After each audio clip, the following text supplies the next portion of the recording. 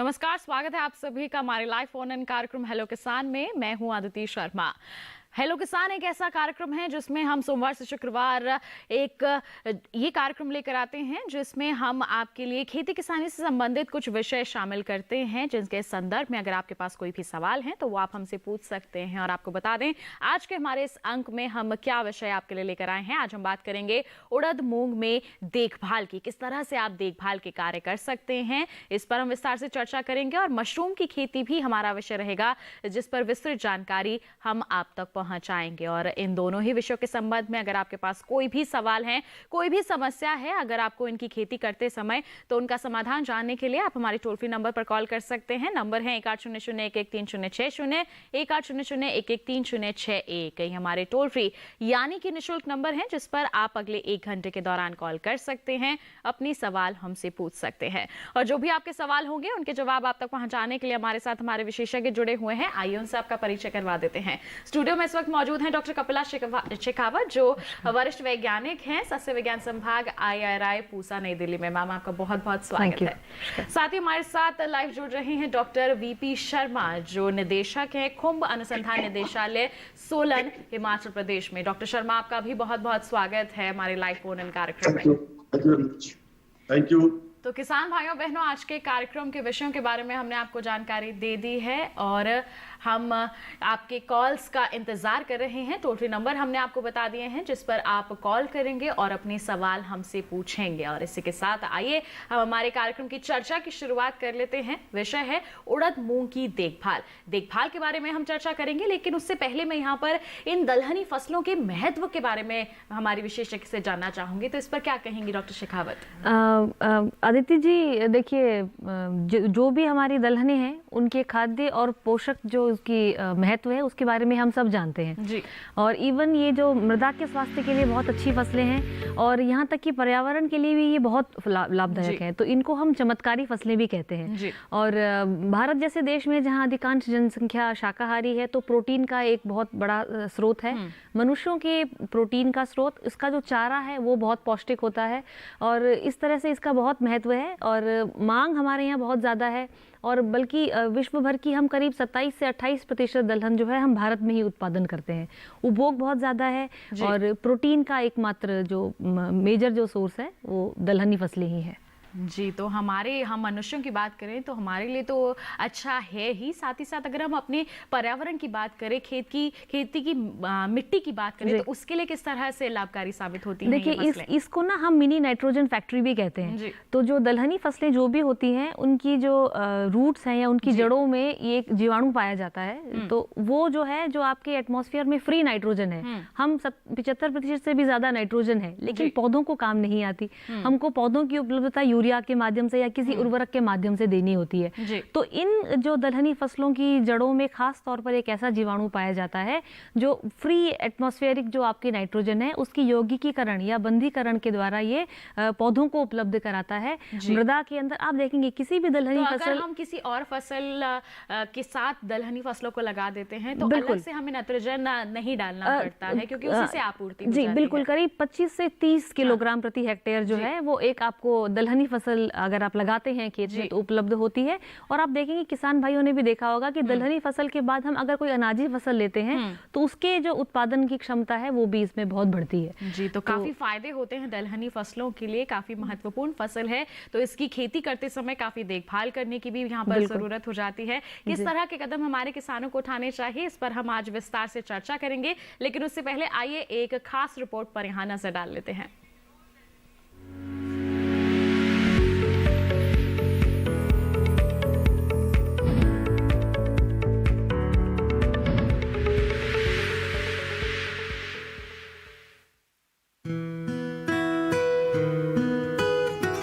उड़द और मूंग दलहनी फसलों में खरीफ की मुख्य फसलें हैं।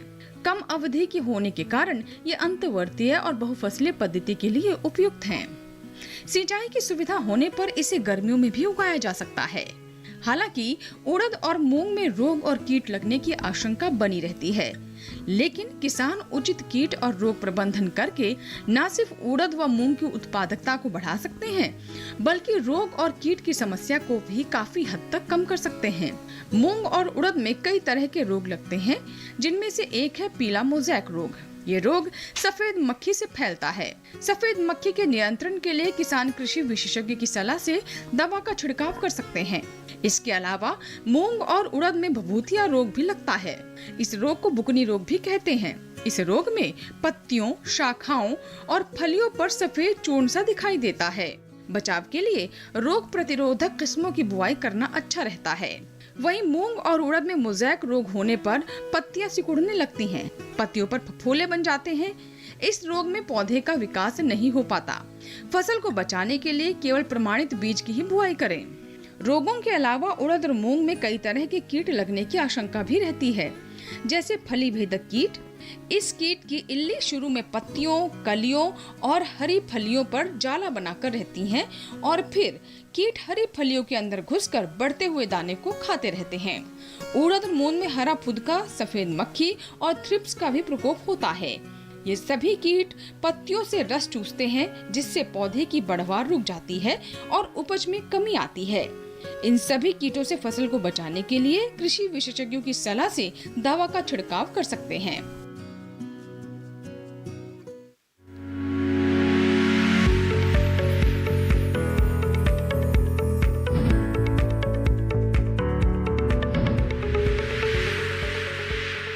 तो अभी आपने देखी एक खास रिपोर्ट और जाना कि उड़द और मूंग की हम बात करते हैं तो उसमें रोग और कीट भी काफ़ी तरह से प्रभावित करते हैं। उनका नियंत्रण सही समय पर और सही तरीके से करना बेहद ज़रूरी हो जाता है। इसके बारे में हमारे विशेषज्ञ से भी हम विस्तृत चर्चा करेंगे, लेकिन उससे पहले आइए रुक कर लेते हैं यहाँ पर डॉक्टर शर्मा का। डॉक्टर शर्मा, मशरूम यानी कि खुम्ब की हम बात करते हैं तो इसकी खेती अब लगातार बढ़ती जा रही है। किसान इसकी ओर अपना रुझान बढ़ा भी रहे हैं। तो ऐसे में आप सबसे पहले तो इसकी महत्व के बारे में हमें जानकारी दें।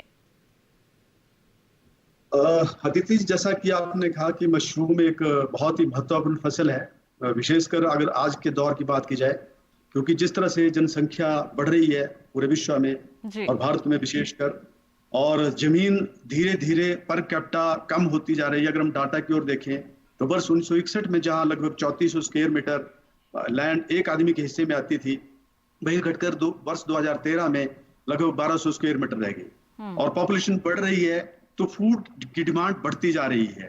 तो इसलिए हमें ऐसी फसलों की ओर जाना पड़ेगा जिनके लिए कम से कम जमीन की जरूरत पड़े। तो मशरूम एक लैंडलेस वेंचर है जिसके लिए बहुत ही कम जमीन की जरूरत पड़ती है।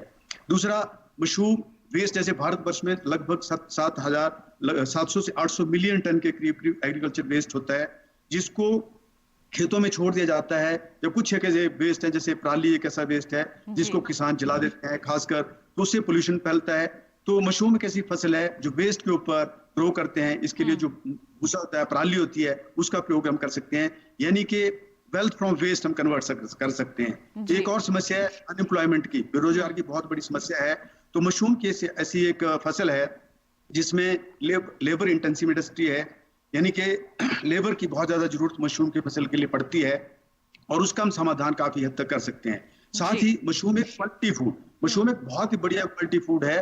कुल मिलाकर के देखें, मशरूम में जहां 30 से 40% प्रोटीन होती है, वो और जो प्रोटीन है क्वालिटी प्रोटीन है, उसकी बायोलॉजिकल वैल्यू बहुत ज्यादा है, यानी कि उसकी डाइजेस्टिबिलिटी बहुत ज्यादा होती है। और उसके अंदर जो एसेंशियल अमाइनो एसिड्स होते हैं सारे के सारे पाए जाते हैं। कुछ ऐसे एसेंशियल अमाइनो एसिड्स जैसे ट्रिप्टोन, लाइसिन, जो कि हमारे सीरियल्स, जो कि हमारी रोजमर्रा का हिस्सा होती है खाने की डाइट में, वो चीजें उसके अंदर पाई जाती हैं। तो प्रोटीन बहुत ज्यादा मात्रा में है, उसकी बायोलॉजिकल वैल्यू ज्यादा है, डाइजेस्टिबिलिटी बहुत ज्यादा है।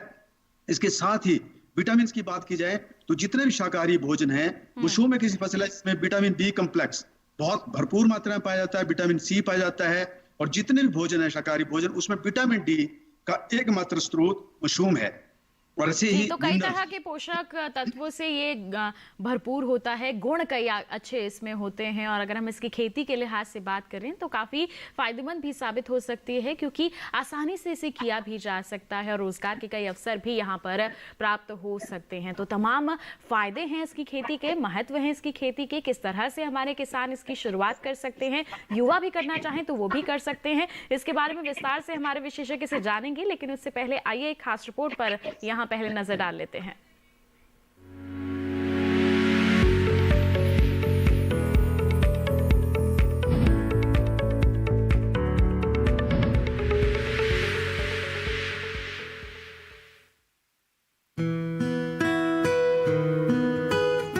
मशरूम, जिसे खुम्ब भी कहते हैं, स्वाद और पौष्टिकता से भरपूर है। इसमें काफी मात्रा में प्रोटीन पाया जाता है। अलग अलग मौसम के हिसाब से इसके कई किस्में मौजूद हैं। खासकर उत्तर भारत के मैदानी इलाकों में सफेद बटन मशरूम, शिटाके मशरूम, धान पुआल खुम्ब, ऑयस्टर मशरूम और दूधिया मशरूम की खेती की जाती है। अलग अलग किस्मों के कारण साल भर मशरूम की पैदावार संभव है। गर्मी के मौसम में पैदा होने वाला दूधिया मशरूम फरवरी से अप्रैल तक बोया जा सकता है, जबकि शिटाके मशरूम को सितंबर से फरवरी के बीच बोया जाता है। ऑयस्टर को झिंगरी मशरूम भी कहा जाता है। इसकी खेती लगभग पूरे साल की जा सकती है। मशरूम की खेती के लिए कंपोस्ट तैयार किया जाता है। कंपोस्ट गेहूं के भूसे या धान के पुआल, गेहूं या धान के चोकर, ammonium sulphate, urea, potash, gypsum, malathion और शीशे से तैयार किया जाता है। भूसा 1 साल से अधिक पुराना और बारिश में भीगा नहीं होना चाहिए। इस तरह तैयार कंपोस्ट की 8 से 10 इंच की परत ट्रे या थैलियों में भर दी जाती हैं। बटन मशरूम के कवक जाल की वृद्धि के लिए 22 से 25 डिग्री का तापमान और 80 से 85% नमी चाहिए। बोने के लिए हवादार और तापरोधी मशरूम घर बनाया जाता है, जिसके भीतर तापमान और जरूरी नमी को बनाए रखा जा सके। मशरूम घर का फर्श पक्का होना चाहिए। तुड़ाई के बाद मशरूम को बहते पानी में धोकर तुरंत 5 डिग्री सेंटीग्रेड पर ठंडा कर लेना चाहिए। जंगली मशरूम और खाने वाली मशरूम अलग अलग होती हैं।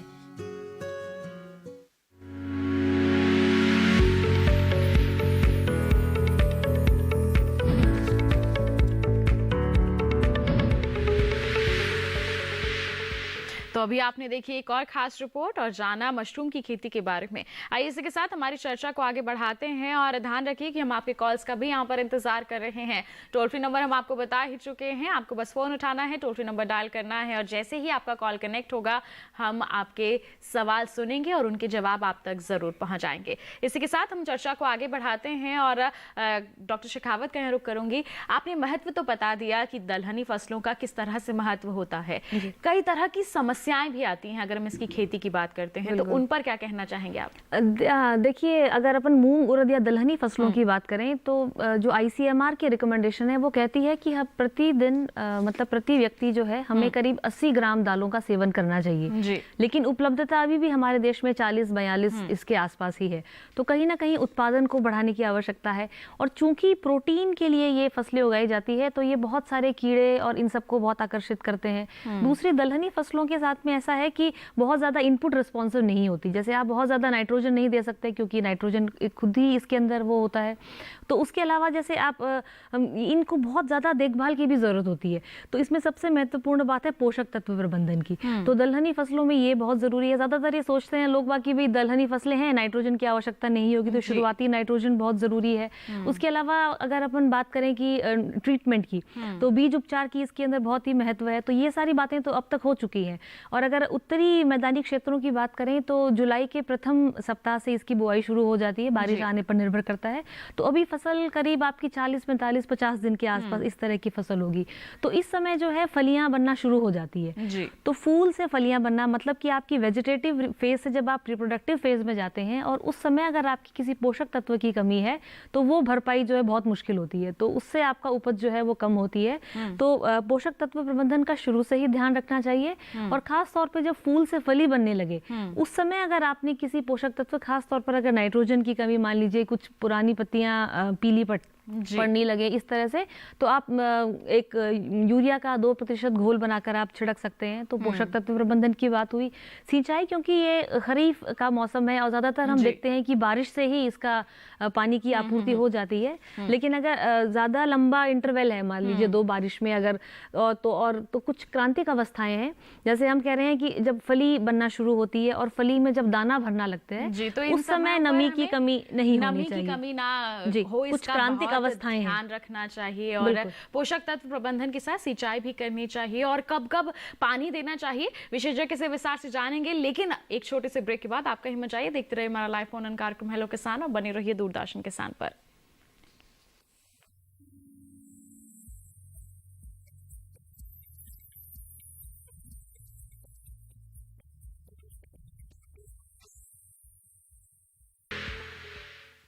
अरे भाई, सुना नहीं क्या? केसीसी ने किसानों का जिंदगी बदल दिया है। देश के छोटे किसान 1,60,000 रुपये तक का कर्ज बिना किसी गारंटी को ले पाएंगे। ब्याज खोरों से भी पीछा छुटा। मैं तो जैविक खेती का पूरा सामान मंगा लिया। केसीसी का भी कोई दबाव नहीं है। ब्याज चुकाने के लिए पूरा 1 साल मिलता है। समय पर भुगतान करने पर केवल 4% के सालाना ब्याज पे लोन मिल गया मुझे। अपना आधार कार्ड, लेटेस्ट फोटो और जमीन के कागजात लेके अप्लाई करो बस। और नामांकन भरने के लिए जेब भी ढीली नहीं करनी पड़ी।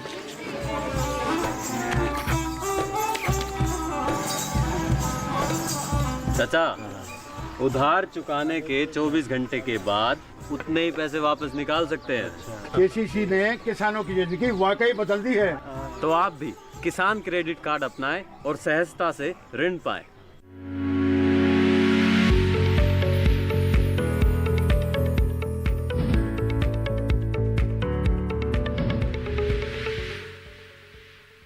ब्रेक के बाद आप सभी का फिर से स्वागत है हमारे लाइव फोन इन कार्यक्रम हेलो किसान में। आज हम चर्चा कर रहे हैं उड़द मूंग की देखभाल और मशरूम की खेती पर। आपके पास कोई सवाल है तो आप हमारे टोल फ्री नंबर पर कॉल कर सकते हैं, जिनके जवाब हमारे विशेषज्ञ आप तक जरूर पहुंचाएंगे। और इस वक्त भी आज के पहले कॉलर हमारे साथ जुड़े हुए हैं। आपको बता दें, उत्तर प्रदेश के इटावा से हमें कॉल किया है अशोक कुमार यादव जी ने। जान लेते हैं क्या है उनका सवाल। हेलो। हाँ जी, नमस्कार जी। नमस्कार, स्वागत आपका कार्यक्रम में। क्या सवाल है आपका? हाँ जी, मैं मशरूम की खेती करना चाहता हूँ। इसके लिए मुझे कहाँ से प्रशिक्षण मिलेगा और फाइनेंस वगैरह की कैसे बात हो सकती है? जी डॉक्टर शर्मा, क्या जवाब देंगे? शुरुआत करना चाहते हैं मशरूम की खेती की, किस तरह से ट्रेनिंग ले सकते हैं, क्या तैयारियां करें? देखिए, मशरूम की खेती के लिए प्रशिक्षण की बहुत ही आवश्यकता होती है। और सबसे पहले तो मैं इनसे कहना चाहूंगा कि सबसे पहले तो आप कहीं से प्रशिक्षण प्राप्त करें। और प्रशिक्षण देने के लिए जो संस्था है, हमारा खुम्ब अनुसंधान निदेशालय जो कि सोलन में स्थित है हिमाचल प्रदेश में, यहाँ से आप प्रशिक्षण प्राप्त कर सकते हैं। यहाँ हमारे कुछ अखिल भारतीय खुम्ब समन्वित परियोजना के 32 सेंटर हैं और उत्तर प्रदेश में मेरठ में हमारा सेंटर एक स्थित है। वहां से भी संपर्क साध करके ये प्रशिक्षण प्राप्त कर सकते हैं। और सबसे पहले इनको प्रशिक्षण प्राप्त करना पड़ेगा जी। उसके बाद इनको किस मशरूम की इन्होंने फसल लगानी है उसका चयन करना पड़ेगा, क्योंकि भारतवर्ष में 5 मशरूम की खेती ज्यादातर की जाती है। बटन मशरूम उनमें सबसे महत्वपूर्ण है, जिसको कि किसान भाई सर्दियों में लगाते हैं। तो अगर ये सर्दियों में मशरूम लगाने की सोच रहे हैं तो इनको अभी ही प्रशिक्षण प्राप्त करना पड़ेगा और उसके बाद ये उसकी तैयारियां मशरूम की फसल लगाने के लिए कर सकते हैं। जी, तो सबसे पहले तो प्रशिक्षण यहाँ पर लेना बहुत ज़रूरी है और मेरठ में एक संस्थान उपस्थित है, वहाँ से आप संपर्क कर सकते हैं अशोक जी, और वहाँ से प्रशिक्षण लेने के बाद ही आप इसकी खेती की शुरुआत कर सकते हैं। तो डॉक्टर शर्मा, जैसे अभी आपने बताया कि बटन मशरूम की खेती कर सकते हैं सर्दी के मौसम में, और कौन कौन से मशरूम होते हैं जिनका चुनाव किया जा सकता है और सही समय क्या रहता है उनको चुनने का? देखिए, भारतवर्ष में जैसा बताया, वैसे तो विश्व में 60 मशरूम की खेती कर रहे हैं लोग, लेकिन भारतवर्ष में मुख्यतः हम 5 मशरूम की खेती करते हैं, जिसमें बटन मशरूम सबसे प्रमुख है और उसकी खेती लगभग 16 से 18 डिग्री सेंटीग्रेड तापमान पे की जाती है। तो ज्यादातर उत्तरी भारत में इस फसल को सीजनल जब हम करते हैं तो इसकी खेती सर्दियों के मौसम में की जाती है। लेकिन इसके साथ ही भारतवर्ष में काफी ज्यादा कंट्रोल्ड एनवायरनमेंट में भी इस फसल को उगाते हैं और महाराष्ट्र में, उत्तरी भारत में कई बड़े बड़े यूनिट्स हैं जो इसकी खेती करते हैं। लेकिन इसके साथ ही जो दूसरे हैं उसमें एक ढींगरी मशरूम है जिसको वेस्टर्न मशरूम के नाम से जाना जाता है, वो बहुत ही महत्वपूर्ण मशरूम है, क्योंकि उसकी खेती करने का तरीका बहुत ही आसान है। सीधा भूसा लेकर के उसके अंदर उसके पास्चर किया जाता है, उसके बीज मिलाया जाता है, और उसमें इस तरह की अलग अलग टाइप की जो प्रजातियां हैं, हमारे पास ऐसी प्रजातियां कि 12 डिग्री सेंटीग्रेड से लेके 32 से 33 डिग्री सेंटीग्रेड तापमान तक फसल को उगाया जा सकता है। तो जो भी तापमान उस वक्त उस इलाके में चल रहा हो, और जो सबस्ट्रेट जैसे भूसा उसके लिए चाहिए होता है, या कोई भी एग्रीकल्चर बेस्ड अगर जो भी अवेलेबल होता है, उसके ऊपर उसकी खेती की जा सकती है। तो जो भी तापमान उस सीजन में चल रहा होता है, उसका चयन कर, उसको दे करके उस पर्टिकुलर जो ऑयस्टर मशरूम की खेती है, जो फसल आपने लगानी है, जो प्रजाति लगानी है, उसका चयन किया जा सकता है और उस फसल को लगा सकते हैं। इसके साथ ही और जो एक मशरूम है मिल्की मशरूम, जो कि खासकर दक्षिण भारत में बहुत ही प्रचलित है, उसकी खेती भी हाई टेम्परेचर के ऊपर लगभग 30 से 35 डिग्री सेंटीग्रेड तापमान के ऊपर किसान भाई कर सकते हैं। उसकी खेती करना भी बहुत ही आसान है। और इसके साथ ही पेडिस्ट्रा मशरूम, पराली मशरूम या पैरा मशरूम के नाम से जिसको जानते हैं, वो भी 30 से 35 डिग्री सेंटीग्रेड तापमान पर उगाया जाता है। उसकी खेती करना भी बहुत ही आसान है, क्योंकि वो एक ऐसा मशरूम है जिसको कुछ किसान भाई खुले में, खासकर उड़ीसा के प्रदेश में किसान भाई इसको खुले में पेड़ों की छाया के नीचे इसकी खेती करते हैं, और बहुत तेजी से लगने वाली फसल है। 10 दिन के अंदर अंदर आज बीज डाला, 10 दिन के बाद फसल बनकर तैयार हो जाती है, और कुल मिलाकर के 20 दिन में पूरी फसल चक्कर पूरा जाता है। यानी एक वर्ष में लगभग 18 फसलें किसान भाई ले सकते हैं, लेकिन अगर तापमान 30 से 35 डिग्री सेंटीग्रेड वहां पे अवेलेबल हो। और इसके साथ ही एक स्टार्च मशरूम है, बहुत ही महत्वपूर्ण मशरूम है, उसकी खेती भी किसान भाई कर सकते हैं, जो कि 18 से 22 डिग्री सेंटीग्रेड तापमान पे उस मशरूम की खेती करते हैं। उसके लिए लकड़ी के बुरादे की जरूरत पड़ती है। जी, तो ये तमाम मशरूम हैं जिनका चुनाव कर सकते हैं अपने क्षेत्र के अनुसार, अपने क्षेत्र के तापमान के अनुसार, और किस तरह से इसकी शुरुआत कर सकते हैं, क्या तैयारियां करनी है, इसके बारे में विशेषज्ञ से जानेंगे। लेकिन एक कॉलर हमारे साथ यहाँ पर जुड़ गए हैं, पहले उनका सवाल जान लेते हैं। सूरजपुर छत्तीसगढ़ से हमारे साथ इस वक्त बाली प्रजापति जी फोन लाइन पर हैं। हेलो। हाँ मैडम, नमस्ते। नमस्ते, स्वागत है आपका कार्यक्रम में। क्या सवाल है आपका? मैडम क्या है कि जैसे मैं उड़द लगाया हूँ जी, उससे क्या कि मतलब वो जो दाना तो बन रहा है, लेकिन दाना मतलब अंदर से कीड़ा खा दे रहा है उसको। दाना बन रहा है, अंदर से कीड़े खा गए हैं, क्या कहेंगे डॉक्टर शेखावत? ये भेदक कीड़े होते हैं, और फली बन के जब दाने बनने शुरू होते हैं तो उसमें ये बहुत नुकसान पहुंचाते हैं। तो पहली बात तो आपको किसी दवाई की जगह आप चुनाव करें कि पहले आप देखिए कितना प्रकोप है। तो अगर आप 1 मीटर स्क्वायर में आपको लगता है कि 2 से ज़्यादा अगर कीड़े हैं, और 2 से ज़्यादा मतलब आपकी फलियाँ प्रभावित है, मतलब 1 मीटर बाय 1 मीटर के एरिया में, तभी आप किसी रासायनिक नियंत्रण पर जाइए। अदरवाइज आप दूसरे आप हमारे पास विकल्प हैं, उनका हम चुनाव कर सकते हैं। जैसे बहुत सारे लोग हम फेरोमोन ट्रैप की बात करते हैं, तो उसमें आप जो है ये अगर एडल्ट कीड़े पकड़े जाएं ना उनके, तो इससे नुकसान कम हो सकता है। और फिर भी आपको लगता है कि अगर आपका नुकसान ज़्यादा है और अभी बनना शुरू है, तो आपको किसी न किसी रासायनिक विकल्प पे आपको नियंत्रण के लिए जाना पड़ सकता है। तो जैसे मोनोक्रोटोफॉस एक दवाई है, उसके अलावा ऑक्सीडामेटोन मिथाइल एक दवाई है। इन दोनों में से आप किसी का चुनाव कर सकते हैं, और उसका आपको करीब 1 लीटर जो आपकी मात्रा है वो 600 से 800 लीटर पानी में घोल के अगर आप छिड़क देते हैं, आपको लगता है, तो इससे इसका नियंत्रण हो सकता है। एक इमिडाक्लोप्रिड नाम की भी एक बहुत अच्छी दवाई है, उसकी करीब आपको 1 मिलीलीटर मात्रा 3 लीटर पानी में घोल के अगर आप छिड़क देते हैं, तभी भी आपको इस कीड़े से छुटकारा मिल सकता है। जी, तो इस तरह से आप नियंत्रण कार्य कर सकते हैं और अपनी फसल को बचा सकते हैं। अभी ब्रेक पर जाने से पहले डॉक्टर शेखावत, आप जिक्र कर रहे थे कि सिंचाई करना बहुत ज़रूरी है, क्रांतिक अवस्थाएं हो जाती हैं, तो वो कौन कौन सी क्रांतिक अवस्थाएं हैं जिससे नमी बरकरार रहे और हमारी फसल को नुकसान ना हो, इस पर आप बताएं, जानकारी दें। देखिए, जैसे हम ये, क्योंकि खरीफ का मौसम चल रहा है, बारिश में हमको अगर मिलती रहती है तो ठीक है, लेकिन अगर 12 से 15 दिन का अगर आपको एक लॉन्ग ड्राई स्पेल आ जाता है, उस समय कभी कभी सिंचाई देने की आवश्यकता पड़ सकती है। और जो क्रांतिक अवस्थाएं हैं, जैसे बीज फली बनना शुरू ही हुआ है जी, जब पूरा फूल बन रहा है उस समय बहुत ज्यादा पानी नहीं देना। कहते हैं उस समय जब ज्यादा अगर पानी दे दिया तो फूल झड़ने की समस्या देखी गई है जी। तो फूलों से जब फली बनने लगे तब नमी की कमी नहीं होना चाहिए। और दूसरा, जब फली के अंदर दाना भरना शुरू हो जाता है, ये इन 2 अवस्थाओं पे आपको नमी की कमी नहीं होनी चाहिए।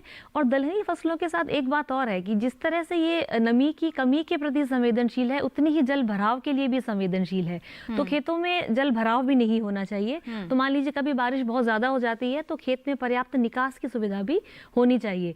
इसी तरह से हम शुरू से ही जब खेत की तैयारी करते हैं तो लेवलिंग और स्लोप का ध्यान रखते हैं। और इसलिए बहुत जगह देखा गया है जहां बहुत ज्यादा रेनफॉल या बहुत ज्यादा बारिश होती है, वहां पर मेढ़ों पर भी इसकी बुआई होती है, तो उसके भी अपने फायदे हैं। आप परमानेंट बेड भी बना सकते हैं जिसके अंदर आप 2 से 3 पंक्तियां लगा सकते हैं, या आप एक जो है आप नॉर्मल जो हम इसकी अच्छी किस्मों के लिए हम करीब 30 से कहीं कहीं पर 45 सेंटीमीटर भी पंक्ति से पंक्ति की दूरी रखते हैं।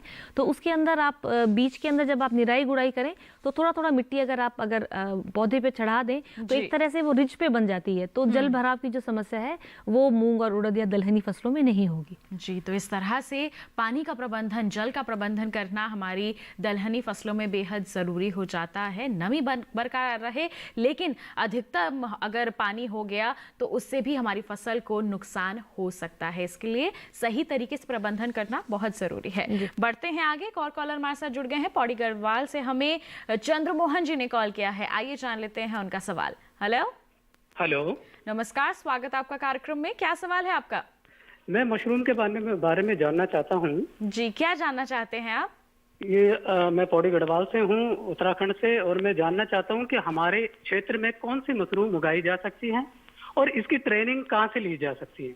जी डॉक्टर शर्मा, पौड़ी गढ़वाल में कौन सी किस्म लगाएं और किस तरह से ट्रेनिंग लें? देखिए, पौड़ी गढ़वाल में मशरूम की खेती करने के लिए सबसे पहले तो जैसा मैंने कहा कि जो तापमान है बहुत ही महत्वपूर्ण है। तो जो तापमान आपके वहाँ चलता है उसको अगर देखें तो बटन मशरूम की खेती और उसके साथ ही वेस्टर्न मशरूम की, जिसे ढेंगरी कहते हैं, उसकी कुछ प्रजातियां जो कि कम तापमान पे ग्रो करते हैं, और साथ ही स्टाकी मशरूम की खेती। ये 3 मशरूम एक ऐसे हैं जिन मशरूम की खेती वहाँ पे बहुत ही सफलतापूर्वक की जा सकती है। और प्रशिक्षण की जहां तक इन्होंने बात की तो उत्तराखंड में हमारे 2 सेंटर अखिल भारतीय कुंभ समन्वित परियोजना के हैं।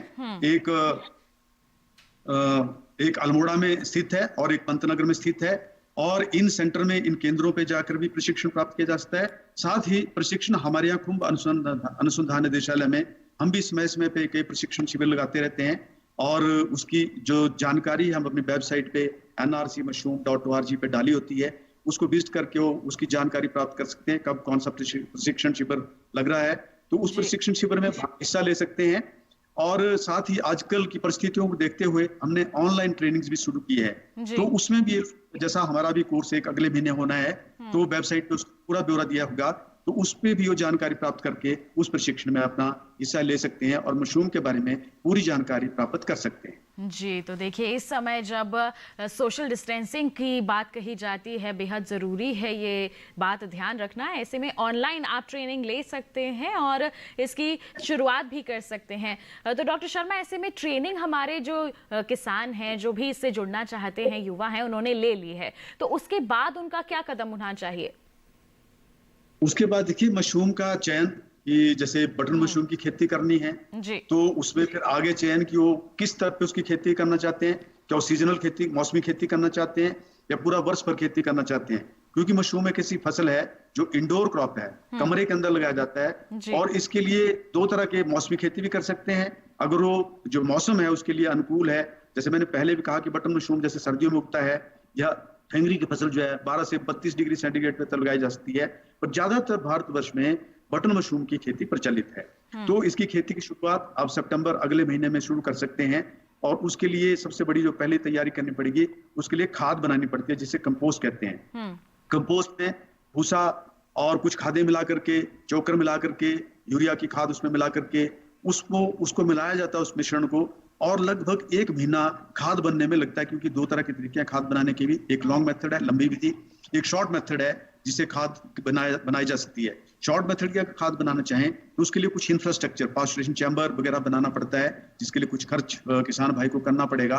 तो अगर मौसमी खेती करनी तो मैं समझता हूँ कि सीजनल इसमें लॉन्ग मेथड की खाद बना करके, जिसके लिए लगभग 1 महीने का समय लगेगा, वो खाद बनाएं।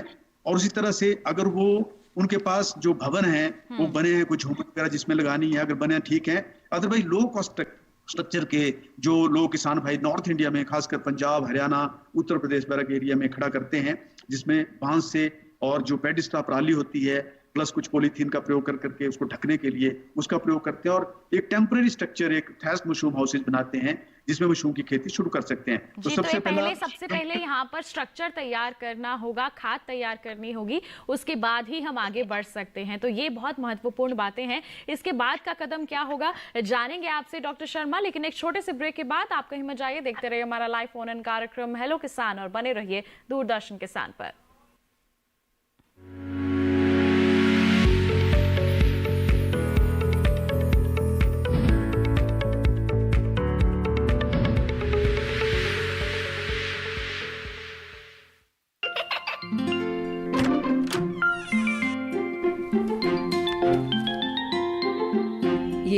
है? काशवी, इतने कम मार्क्स? काशू, बेटा पढ़ा करो, पढ़ोगी नहीं तो आगे कैसे बढ़ोगी? मम्मा, मैं भी तो आपसे यही कहना चाहती हूँ, पढ़ा करो। आप पढ़ोगे नहीं तो आगे कैसे बढ़ोगे? मतलब? वो देखो। सिर्फ बैक पर छपा ऑर्गेनिक नहीं, ऑर्गेनिक का निशान पहचानिए। पीजीएस ऑर्गेनिक का ये लोग उन किसानों की पहचान है जो आज भी परंपरागत विधि से रसायन मुक्त खेती कर आपके लिए शुद्ध फसल उपजा रहे हैं।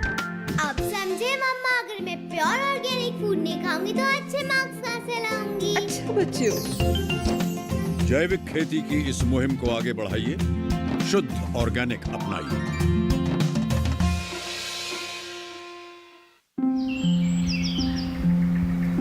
अरे अरे अरे क्या कर रहा है?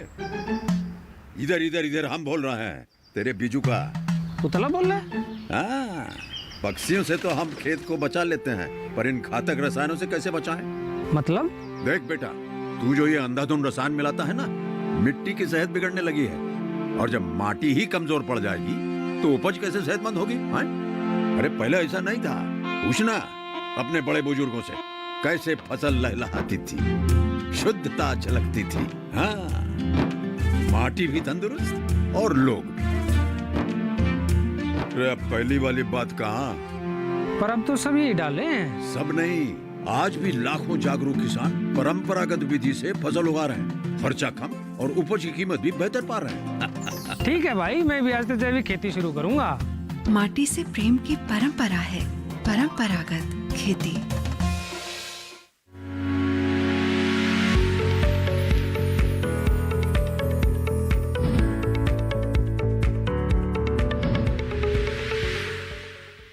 ब्रेक के बाद आप सभी का फिर से स्वागत है हमारे लाइव फोन इन कार्यक्रम हेलो किसान में। आज हम चर्चा कर रहे हैं उड़द और मूंग की देखभाल और मशरूम की खेती पर। आपके पास कोई सवाल है तो आप हमारे टोल फ्री नंबर पर कॉल कर सकते हैं, अपने सवाल हमसे पूछ सकते हैं। और इस वक्त भी एक कॉलर हमारे साथ जुड़े हुए हैं। बता दें आपको, सागर मध्य प्रदेश से हमें कॉल किया है यहाँ पर बहादुर सिंह ठाकुर जी ने। तो आइए जान लेते हैं क्या है उनका सवाल। हेलो, एमपी में मतलब ये उड़द कीड़ा क्यों पड़ रहा है?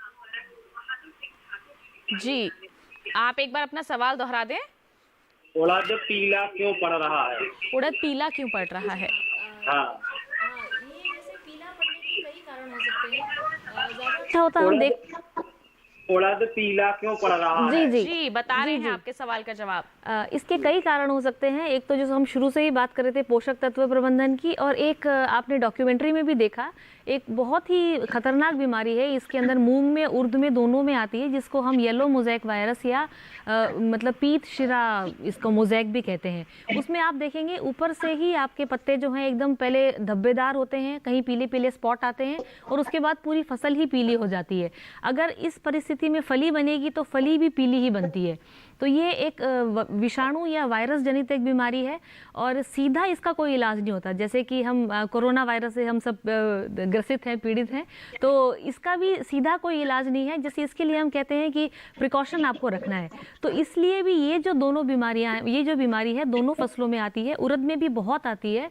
तो उसके लिए आपको शुरू से ही प्रिकॉशनरी मेजर या शुरू से ही आपको देखभाल करनी होगी। सबसे जहाँ से शुरुआत होती है किस्म के चुनाव के बारे में। तो अगर उड़द की फसल आप आगे लेते हैं तो इसके इस रोग के प्रति प्रतिरोधक कुछ किस्में जो है वो डेवलप की गई हैं, विकसित की गई हैं। उनमें से जैसे पंत उर्द एक है, नरेंद्र उर्द एक है, शेखर 1, 2 या 3 कोई किस्म है। इसके अलावा आज़ाद जो है उर्द 1, 2, 3 एक बहुत अच्छी किस्म है इसकी। उत्तरा किस्म है, प्रताप उर्द एक है। इनमें से अगर आप किसी किस्म का चुनाव करते हैं, और ये अगर येलो मोज़ेक वायरस है जैसा कि आप बता रहे हैं, उर्द पीला पड़ के उसमें फिर उसकी आगे वृद्धि नहीं होती, पौधा भी छोटा रह जाता है, फली भी पीली पड़ती है। तो अगर मैं लक्षण सही आप बता पा रहे हैं तो ये येलो मोज़ेक वायरस ही है। तो इनमें से किसी प्रतिरोधक किस्म का चुनाव करें। ये वायरस जो है ये एक सफ़ेद मक्खी से फैलता है, जो जहाँ जहाँ मक्खी बैठती है उस वायरस को एक जगह से दूसरे जगह पहुँचाती है। तो आप मक्खी का कंट्रोल कर सकते हैं। तो जैसे आपने ब्रेक में भी बताया कि आप जैविक साधनों पे जाएं, तो उसके लिए आप जैसे नीम की जो निमोली का तेल है उसका 5% सत का घोल बना के अगर आप छिड़क देते हैं, या यूकलिप्टस या सफेदा आपने देखा होगा, उसकी पत्तियों में भी एक तेज तीखी सी स्मेल आती है, तो उसका करीब अगर आप 10% आप उसका तेल का घोल बना के छिड़काव करते हैं तो इस मक्खी का कंट्रोल होता है। आपको जितने भी पौधे इस रोग से ग्रसित दिखाई दे रहे हैं उन्हें आप खेत में से उखाड़ लें, खेत से दूर ले जाएं, कहीं दबा दें, तो उससे भी इसके संक्रमण में आगे हमको उनको नष्ट कर देना ही सही रहता है। अन्यथा अन्य पौधे क्योंकि ग्रसित पौधों का कोई इलाज नहीं है, तो उनको आगे संक्रमण को रोका जा सकता है, और जो ग्रसित पौधे हैं उनको आपको खेत से हटाना होगा। जी बिल्कुल, तो आपके सवाल का जवाब यहाँ पर हमारे विशेषज्ञ ने आप तक पहुँचा ही दिया है। इसी के साथ डॉक्टर शेखावत आपसे जानना चाहूँगी, आपने कहा कि जिन लोगों ने उड़द मूंग लगा ली है 40 से 50 दिन की हो गई होगी, उसमें खरपतवार भी काफी परेशान करती है, तो उसके प्रबंधन के लिए क्या कर सकते हैं? आप उड़द और मूंग दोनों के लिए ही बता दें। बिल्कुल, देखिए जो खरपतवार हैं वो आपके अनचाहे मेहमान हैं, आप उन्हें कभी नहीं चाहेंगे खेत में आए, लेकिन हर खेत में खरपतवार और फसल दोनों एक साथ ही होते हैं। हर फसल के लिए जो प्रतिस्पर्धा है खरपतवारों में और फसल में, उसकी एक क्रांतिक अवस्था होती है। तो जैसे अगर मूंग और उड़द की बात करें तो आपको शुरुआती 40-45 दिन तक खरपतवारों का विशेष ध्यान रखना है। इस समय अगर आप खरपतवार का नियंत्रण कर लेते हैं तो आपकी फसल को बहुत फायदा होगा, और इस समय अगर आप नियंत्रण नहीं कर पाते तो इससे बहुत अधिक नुकसान भी होगा। तो सबसे पहले तो क्रांतिक अवस्था समझिए, लेकिन इसका ये मतलब नहीं है कि बाद में आप खरपतवारों को बढ़ने दें। खरपतवारों से एक समस्या और ये भी है कि ये इस पे बहुत अधिक कीड़े और बीमारियां जो है उनके अंडाणु, बीज, ये सब पनपते हैं। तो जिसको हम बोलते हैं क्लीन कल्टीवेशन, यानी कि आपको साफ सुथरा खेत को रखना ही है। कोशिश करिए एक निराई गुड़ाई कर लें, इसके लिए बहुत सारी दवाइयाँ भी हैं, लेकिन जैसे अब दवाइयों को कम से कम प्रयोग करना है, तो अगर आप क्योंकि खरीफ की फसल है, हर बारिश के बाद नया खरपतवार बहुत आता है, तो इस अवस्था में मैं कहूंगी कि कोई दवाई ना छिड़के, क्योंकि आप निगरानी बनाए रखें और साथ ही साथ निराई फली बनने लगी है ना, तो अगर इस समय अगर आप शुरुआती 25 से 30 दिन तक भी कुछ आप रसायन का उपयोग कर सकते हैं, उसके बाद निराई गुड़ाई ही विकल्प बनता है, और उसको जरूर निराई गुड़ाई करके ही आप खरपतवारों का नियंत्रण यहाँ पर करेंगे तो ये आपकी फसलों की गुणवत्ता के लिए भी काफी अच्छा रहता है, और आगे चलकर आपको परेशानी भी नहीं होती है। आइए इसी के साथ बढ़ते हैं आगे। और कॉलर हमारे साथ जुड़ गए हैं, मध्य प्रदेश से कन्हैया लाल पंवर जी हमारे साथ फोन लाइन पर हैं। आइए जान ले उनका सवाल। हेलो जी मैडम, नमस्कार, स्वागत आपका कार्यक्रम में। क्या सवाल है आपका? मैडम मेरा प्रश्न ये है कि मैं मशरूम की खेती करना चाहता हूँ, उसके उत्पादन के संबंध में ट्रेनिंग कहाँ से मुझे प्राप्त करनी होगी और कितने दिनों की होगी? जी डॉक्टर शर्मा, लगातार हमारे जो किसान भाई हैं जागरूक हो रहे हैं कार्यक्रम के माध्यम से, मशरूम की खेती से जुड़ना चाहते हैं, ट्रेनिंग कहाँ से ले सकते हैं और कितने समय की होगी?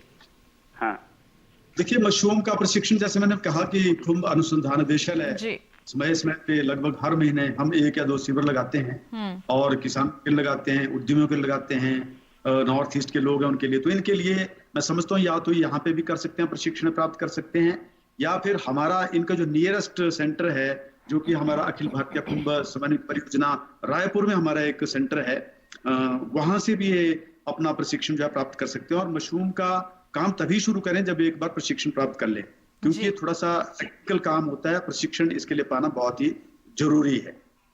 जी बिल्कुल, तो प्रशिक्षण आप प्राप्त जरूर कर लें, और जैसा आपने जिक्र किया था डॉक्टर शर्मा, ऑनलाइन भी ये ट्रेनिंग यहाँ पर आपकी वेबसाइट पर जाकर ले सकते हैं, तो वहां से भी आप जानकारी हासिल कर लें। डॉक्टर शर्मा, थोड़ी देर पहले आपने जिक्र किया था कि खाद बनाना बहुत जरूरी है, और उसके बाद का हमारा जो कदम होता है वो एक सुरक्षित ढांचा तैयार करना है। ढांचा तैयार करने के बाद क्या हमारे किसानों को करना चाहिए, इस पर आप क्या जानकारी देंगे?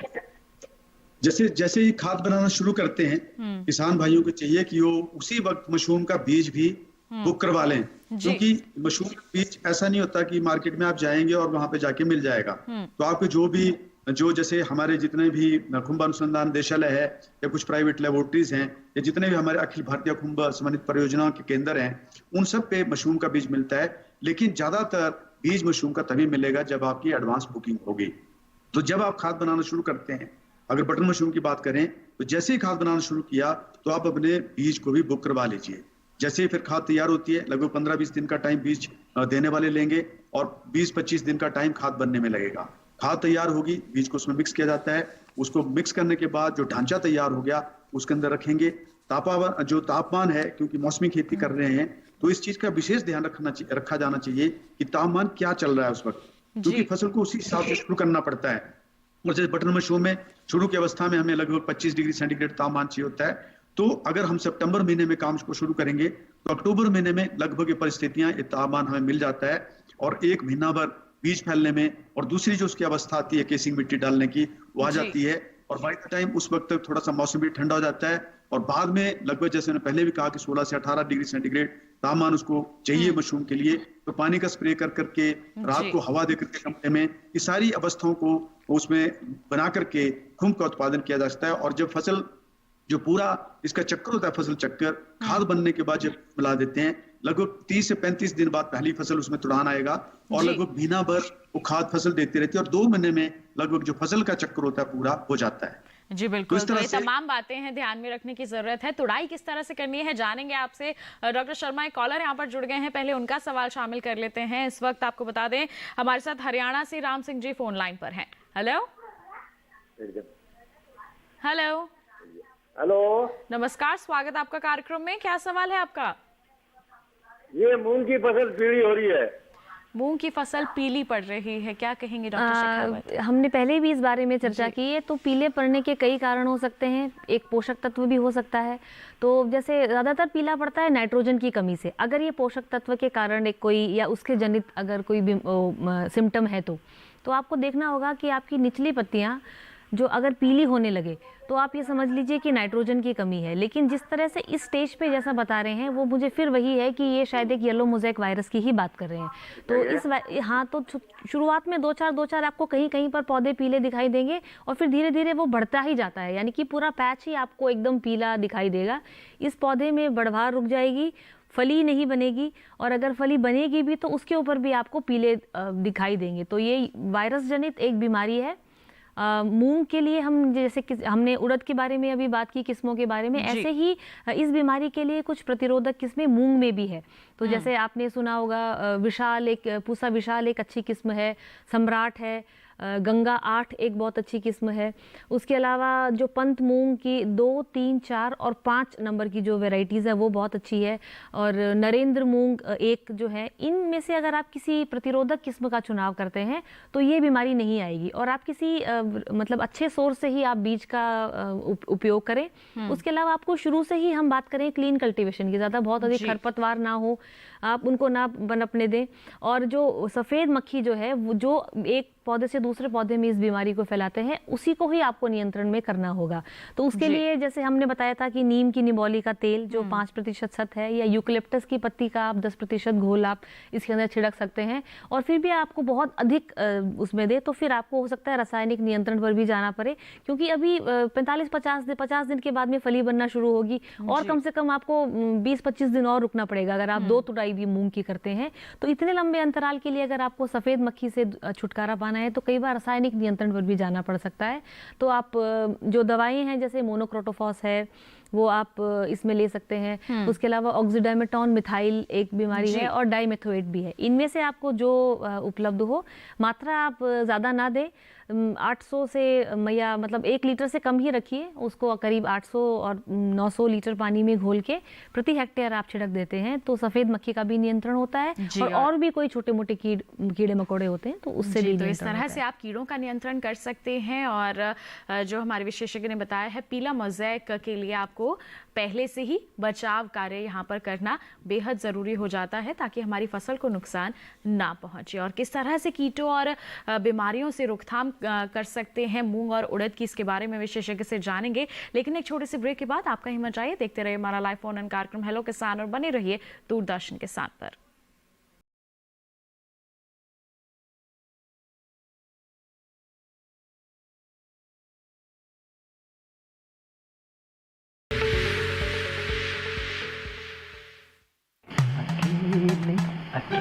अरे वाह भैया, अकेले अकेले। अरे तू भी ले, पर खाएगा कैसे? मैं ऑर्गेनिक खेती की बात कर रहा रे बेटे। अकेले अकेले खेती कब तक करेगा? मतलब गांव में 20-25 किसानों का समूह बना के पंजीकरण करवा ले, फिर सरकारी ट्रेनिंग भी मिलेगी और मुफ्त जैविक बीज खाद भी। फिर पीजीएस ऑर्गेनिक की सरकारी मोहर के साथ तेरी उपज आकर्षक पैक में पहुंचेगी बड़े बाजार तक। अच्छा? हाँ। अरे भाई कहाँ चल दिया? सबको साथ लाने, आमदनी बढ़ाने। तो किसान भाई समझ गए ना, साथ मिलकर ऑर्गेनिक खेती कीजिए, अपनी परंपरा को आगे बढ़ाइए, ज्यादा मुनाफा कमाइए। माटी से प्रेम की परंपरा है, परंपरागत खेती।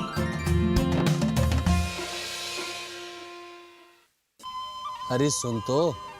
मुझे क्या सुनाना चाहते हो? जो सुनाओ मेरी सौतन को। किसको? अरे वही तुम्हारा मोबाइल फोन जिससे सुबह शाम दिन रात चिपके रहते थे और कहते थे किसान कॉल सेंटर से बातें हो रही हैं। अच्छा ये बात है। हाँ क्यों, क्या हुआ? अब बात नहीं होती क्या? अब तो झट से बात हो जाती है। ऐसा क्या? हाँ, अब तो ज्यादा लाइनें और खास तकनीक के कारण खेती के माहिरों से तुरंत बात हो जाती है। और अगर कभी लाइन व्यस्त हो तो अपनी समस्या फोन पर रिकॉर्ड करा दो, वहाँ से फोन आ जाता है और समस्या की हल का मैसेज भी आ जाता है। ये देखो आ गया। अरे वाह, इसका मतलब इंतजार की घड़ी अब खत्म। हाँ। तभी मैं सोचूं कि आजकल मुझ पर इतना प्यार क्यों आ रहा है। कृषि संबंधी समस्याओं का अपनी भाषा में तुरंत हल पाने के लिए पूरे भारत में किसी भी फोन से हेल्पलाइन नंबर पर संपर्क करें। किसानों का दोस्त किसान call centre.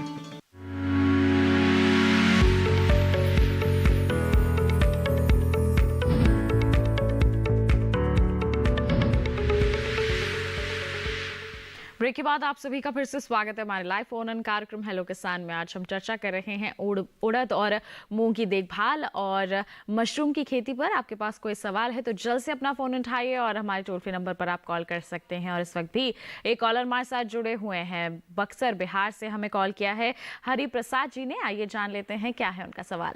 Hello hello hello जी नमस्कार, स्वागत आपका कार्यक्रम में। क्या सवाल है आपका? हाँ मैम, ये सवाल आपसे है कि एक मैं मशरूम के बारे में जानना चाह रहा हूँ, वो कोर्डिसेप मशरूम, कोर्डिसेप मिलिट्री जो है उसके बारे में मैं जानकारी चाह रहा हूँ, जो उसको कीड़ा जड़ी के नाम से जाना जाता है, मशरूम है जो कोर्डिसेप। तो इसके बारे में आप क्या जानना चाहते हैं? खेती के लिए चुनाव करना चाहते हैं? इसके बारे में ये जानकारी चाहते हैं कि इसको ट्रेनिंग कहाँ मिलेगी ICAR के तहत इसका डॉक्टर शर्मा क्या कहेंगे आप?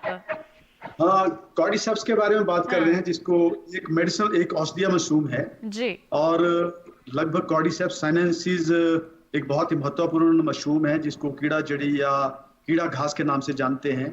और ये जंगलों में, भारतवर्ष में, उत्तराखंड में पिथौरागढ़ डिस्ट्रिक्ट में पाया जाता है।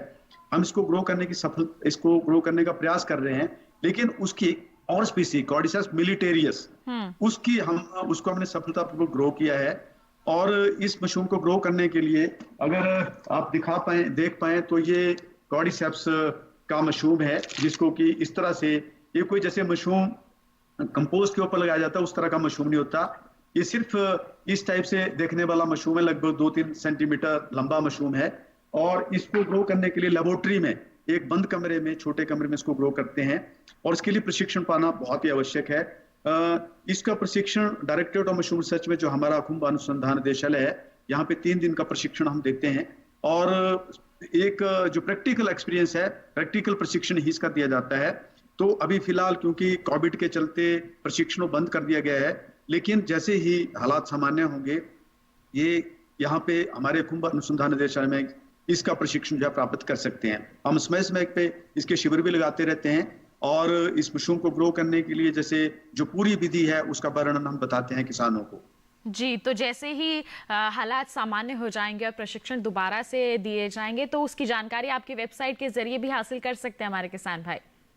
बिल्कुल, ऑनलाइन पे भी दे सकते हैं, लेकिन इसके लिए प्रैक्टिकल एक्सपीरियंस बहुत जरूरी है, इसलिए 3 दिन का प्रशिक्षण इसका दिया जाता है। जी बिल्कुल। तो हम हरिप्रसाद जी आपको यही बताना चाहेंगे कि आपको प्रशिक्षण लेना यहाँ पर बहुत ज़रूरी है और जैसे ही हालात थोड़े सामान्य हो जाएंगे आगे चल करके और प्रशिक्षण शुरू हो जाएंगे तो आप निदेशालय की वेबसाइट पर जाकर जानकारी हासिल कर सकते हैं कि कब ये जो प्रशिक्षण कार्यक्रम है आयोजित किया गया है और उसमें आप भाग ले सकते हैं। इसी के साथ डॉक्टर शर्मा जानना चाहेंगे, आपने कहा था कि तुड़ाई कर सकते हैं, तो तुड़ाई के समय किस तरह की सावधानियां करनी चाहिए हमारे किसानों को? देखिए, अलग अलग मशरूम में अलग अलग तरह की सावधानियां बरतनी पड़ेंगी, लेकिन एक जो सबसे कॉमन है कि आपको किस स्टेज पे मशरूम की हार्वेस्टिंग करनी है, जो तुड़ाई है किस पे करनी है। बटन मशरूम की जैसे करें तो बटन मशरूम में विशेष ध्यान रखा जाना चाहिए कि मशरूम जब बड़ा होता है तो वो खुलना नहीं चाहिए, उसकी टोपी बंद रहनी चाहिए और उसकी कैप का वजन जो है लगभग 12 से 15 ग्राम के करीब होता है, क्योंकि अगर मशरूम को छोड़ देंगे, ज्यादा थोड़ा मैच्योर हो जाएगा तो वो खुल जाएगी टोपी और उसका मार्केट में दाम उसका नहीं मिलेगा। इस तरह से अगर मशरूम छोटा है, बिल्कुल अभी 5 ग्राम का मशरूम हुआ है, अभी उसकी स्टाइप भी, उसका तना है भी प्रॉपर डेवलप नहीं हुआ है, उस वक्त तक उसका तुड़ाई करेंगे तो उसका वजन बहुत कम होगा, तो जो ओवरऑल जो उपज होगी उसमें बहुत बड़ा घाटा होगा। तो नंबर 1, मशरूम फुल साइज का 12 से 15 ग्राम हो, उसकी टोपी जुड़ी हो उसके साथ, और जब भी मशरूम का तुड़ान करना है तो मशरूम का तुड़ान करने से पहले स्प्रे नहीं करना है पानी का, क्योंकि पानी का छिड़काव करना पड़ता है मशरूम की फसल में। तो तुड़ान करने के बाद ही मशरूम में उसके जो पानी है उसका स्प्रे करें, और स्प्रे करने के बाद कमरे में हवा दें। तो और तुड़ान करने के बाद फिर इसको, क्योंकि शेल्फ लाइफ बहुत पेरिशेबल टाइप की क्रॉप है, तो इसकी शेल्फ ज्यादा नहीं होती, लगभग 2 दिन के करीब इसकी शेल्फ लाइफ रहती है, और उसके बाद मशरूम खराब हो जाता है। तो ये पूरा ध्यान रखें कि मार्केट में वो किसान उसको बेचने की अवस्था में हो। जी बिल्कुल। तो तुड़ाई के समय बहुत सावधानियां बरतनी है और तुड़ाई के 1 से 2 दिन के अंतराल तक ही हमें उपभोक्ताओं तक इसको पहुंचा देना है, हमारे किसानों को पहुंचा देना है, अन्यथा फसल को नुकसान हो सकता है, उनकी मेहनत में थोड़ी खलल पड़ सकता है, क्योंकि इस तरह से उनकी फसल खराब हो सकती है। डॉक्टर शर्मा, बहुत बहुत धन्यवाद देना चाहेंगे आपका। आपने मशरूम की खेती के संदर्भ में विस्तृत जानकारी हमारे किसानों तक पहुंचाई हैं। हम उम्मीद करते हैं मशरूम की खेती अब हमारे किसानों के लिए और भी ज्यादा आसान हो गई होगी, और क्योंकि जानकारी उनको मिल गई है और वो प्रशिक्षण लेकर इसकी शुरुआत जरूर करेंगे। डॉक्टर शर्मा, बहुत बहुत धन्यवाद आपका। धन्यवाद। तो इसी के साथ अब रुक कर लेते हैं हम डॉक्टर शेखावत का। डॉक्टर शेखावत, उड़द मूंग की देखभाल पर आज हम चर्चा कर रहे हैं। आपने बता दिया कि पोषक तत्व बहुत जरूरी है, सिंचाई प्रबंधन जरूरी है, खरपतवार नियंत्रण जरूरी है, और क्या महत्वपूर्ण बात है जिनका ध्यान रखें हमारे किसान, आप जल्द से बताते हैं। जी देखिए, रोग और इस समय सबसे ज्यादा कीटों की बीमारी समस्या है। तो रोग में हमने येलो मोज़ेक वायरस की बात की, साथ ही एक और वायरस भी आता की जनित बीमारी है जिसको हम लीफ क्रिंकल या झुलसा अंगमारी कहते हैं। उसके लिए भी आपको कीड़े का ही आपको इसके अंदर नियंत्रण करना है। और कीड़ों की अगर अपन बात करें तो 2 प्रकार के कीड़े हैं, जिसको एक तो बोलते हैं भेदक यानी कि काटने वाले, और एक होते हैं चूसने वाले। तो इनका सही पहचान करके आपको जो कुछ जैविक नियंत्रण है उसमें मूंग और उड़द को हम इंटरक्रॉपिंग यानी सह फसली चक्र में भी ले सकते हैं। 4 या 5 आप ऊंची उगने वाली फसल जैसे कि मक्का, बाजरा, ज्वार, इनके साथ में, या सूरजमुखी, उनके साथ में सह फसली अगर आप चक्र में लेते हैं तो रोग और कीट भी इसके अंदर कम से कम आएंगे। जी, तो उड़द और मूंग में आपको कीट और रोगों का नियंत्रण भी सही समय पर सही तरीके से करना बहुत जरूरी है। डॉक्टर शेखावत, बहुत बहुत धन्यवाद देना चाहेंगे, आपने महत्वपूर्ण जानकारियां सभी के साथ साझा की, बहुत जरूरी। तो किसान भाइयों बहनों, इसी के साथ आपने जान लिया उड़द मूंग की देखभाल आपको किस प्रकार करनी है और मशरूम की खेती आप किस प्रकार कर सकते हैं। ये तो हो गई हमारे आज के कार्यक्रम की बात। अब हमारे अगले कार्यक्रम में हम क्या विषय आपके लिए लेकर आने वाले हैं, आइए आपको जानकारी दे देते हैं। हमारा विषय रहेगा सब्जियों में समेकित कीट प्रबंधन। ये हमारे अगले कार्यक्रम का एक विषय रहेगा, और दूसरा विषय रहेगा खरीफ फसलों में खाद्य प्रबंधन। इन दोनों ही विषयों पर हम अगले कार्यक्रम में चर्चा करेंगे। और अगर आप पहले ही सवाल हमारे तक पहुंचाना चाहते हैं तो आप हमें ईमेल कर सकते हैं। हमारी ईमेल आईडी है hellokisan2015@gmail.com। साथ ही फेसबुक के जरिए भी आप जुड़ सकते हैं। फेसबुक पर जाइए, हिंदी में टाइप कीजिए हेलो किसान, और वहां पर हमारे पेज पर आप अपने सवाल पहले ही पोस्ट कर सकते हैं। कार्यक्रम के लिए कोई सुझाव है तो वो भी पोस्ट कर सकते हैं। एक और जरिया है डीडी किसान कॉल सेंटर नंबर, जिसका नंबर है 1800-113060, जिस पर सोमवार से शनिवार सुबह 6 बजे से रात के 10 बजे तक आप कॉल करके अपने सवाल पहले ही रिकॉर्ड करवा सकते हैं, जिन्हें हम कार्यक्रम में जरूर शामिल करेंगे। उनके जवाब आप तक जरूर पहुंचाएंगे। और इसके साथ ही बता दें, हमारे टोल फ्री नंबर तो रहेंगे ही, जिसके जरिए लाइव भी आप अपने सवाल हमसे पूछ सकते हैं। तो बस आज के लिए इतना ही। अगले अंक में करेंगे आपसे मुलाकात नए विषय और नए विशेषज्ञों के साथ। तब तक के लिए हमें दीजिए इजाजत। आप बने रहिए दूरदर्शन किसान पर। नमस्कार।